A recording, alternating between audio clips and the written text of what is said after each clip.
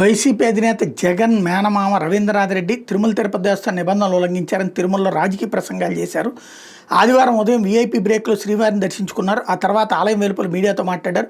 కూటమి ప్రభుత్వం ఏర్పడ్డాక రాష్ట్రంలో వర్షాలు కురవడం లేదు, సూపర్ సిక్స్ పేరుతో ప్రజలను మోసం చేశారు.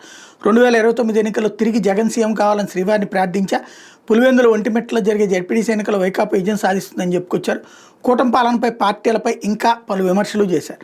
రవీంద్రనాథ్ రెడ్డి ఆలయం ఎదురు చేసిన రాజకీయ వ్యాఖ్యలను తిరుమల తిరుపతి దేవస్థానం విజిలెన్స్ విభాగం పరిశీలిస్తోంది. నిబంధనల ఉల్లంఘన మీద ఆయన మీద చర్యలు తీసుకునేందుకు సిద్ధమవుతోంది. ఖచ్చితంగా నోటీసులు ఇవ్వాలా, విచారించాలా.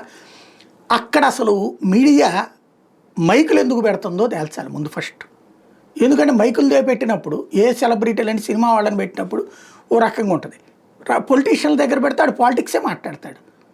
వాళ్ళని అక్కడ పెట్టేంతసేపు అది నడుస్తుంది. మరి అట్లాగే నడుస్తున్నారు. ఇది నెంబర్ 1. నెంబర్ 2 వచ్చేటప్పటికి ఆయన మాట్లాడిన దాంట్లో తప్పే, అది ఖచ్చితంగా పాలిటిక్స్ అక్కడ మాట్లాడకూడదు అన్నది. కానీ గతంలో అందరూ మాట్లాడినోళ్ళే. అది పక్కన పెడితే అసలు సిసలైన అంశం సిపిఐ నారాయణ మొన్ననే మాట్లాడారు అక్కడ. ఏమని? ధర్మస్థలిలో 5,000 మంది ప్రాణాలు కోల్పోయారు, అక్కడ ఏది రేపులు జరిగిపోయినాయి, మర్డర్లు జరిగిపోయినాయి. ఒక గుడి గురించి ఇంకొక గుళ్ళో నుంచి మాట్లాడాడు ఆయన. ఆయనకి మరి నోటీసులు ఇచ్చారు. అది రాజకీయ స్టేట్మెంటేగా, ఆయన రాజకీయ పార్టీ నాయకుడే కదా.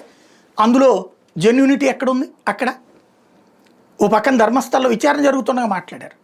అక్కడ ఆధ్యాత్మిక చింతన ప్రదేశంలో రాజకీయం చేశారు. నేర అంశాన్ని రాజకీయం చేసి మాట్లాడారు. ఆయనకు కూడా నోటీస్ ఇవ్వాలి కదా. మరి ఇస్తే రవీంద్రనాథ్ రెడ్డికి ఇవ్వడంలో తప్పేం లేదు, ఆయనకు కూడా ఇవ్వాలి కదా.